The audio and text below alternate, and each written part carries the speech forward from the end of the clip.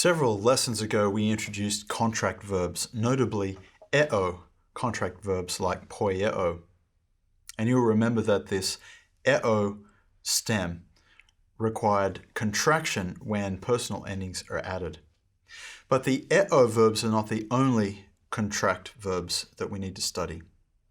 In this lesson, we will look at ao contract verbs.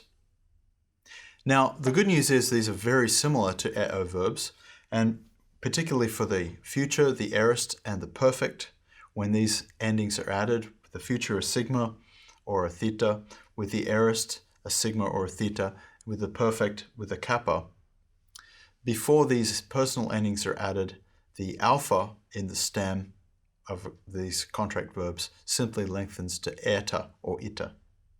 However, for other tense forms, we have to learn some new rules of contraction. So let's look at these. What happens when you have a verb stem ending in alpha and then the verbal ending of omicron, omega, or the diphthong u? The answer is the alpha lengthens to omega. What happens when the alpha has epsilon or eta, ita added? The alpha remains an alpha. What happens when alpha is combined with a or I or or I? The answer is alpha with a iota subscript. So these rules of contraction, if they're memorized, really that's it. That's all you need to know. You can generate the full table for these forms, as we'll see in a moment. So let's look at these forms for genao, which means I bear or I beget. First, the active forms. First person singular, geno. Second person, genas, with a iota subscript under the alpha. Third person, gena, also with the subscript. First person plural, genomen. Second, genate. Third, genosin. Now, these endings are entirely predictable once you've understood and mastered these rules of contraction. What about the middle passive forms of genao?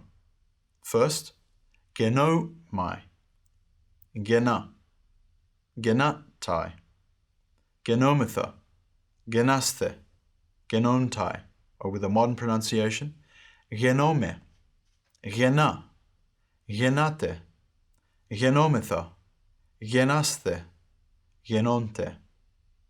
Now, with both these tables, we've learnt the present indicative and subjunctive forms for these ao verbs. In other words, they are the same forms, which is good news if you are wanting to minimize the number of forms you need to learn, but less good news when you're reading the text, because it can be ambiguous whether you're looking at an indicative or a subjunctive.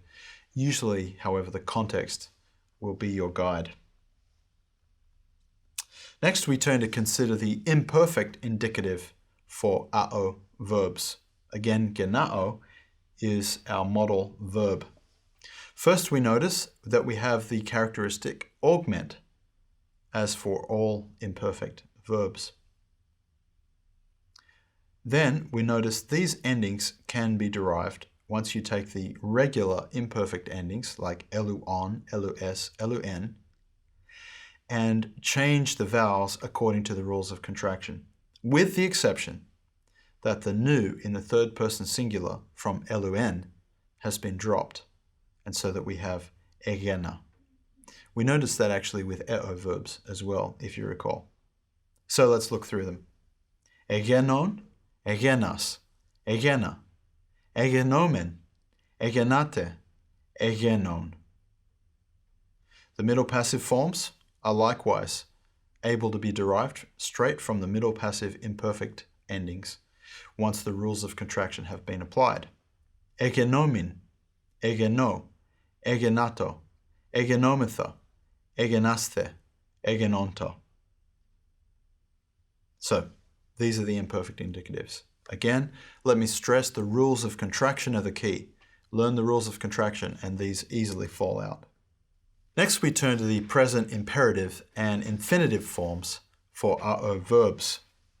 As we recall, there is no first person singular or plural for imperatives, and the forms are as follows. Gena, genato.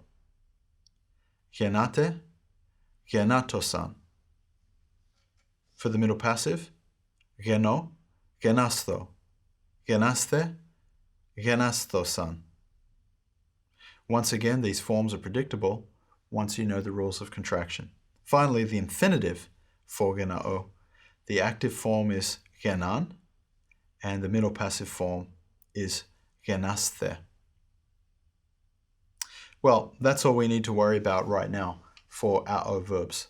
The main thing are the rules of contraction. Master these rules and you will be on top of our verbs.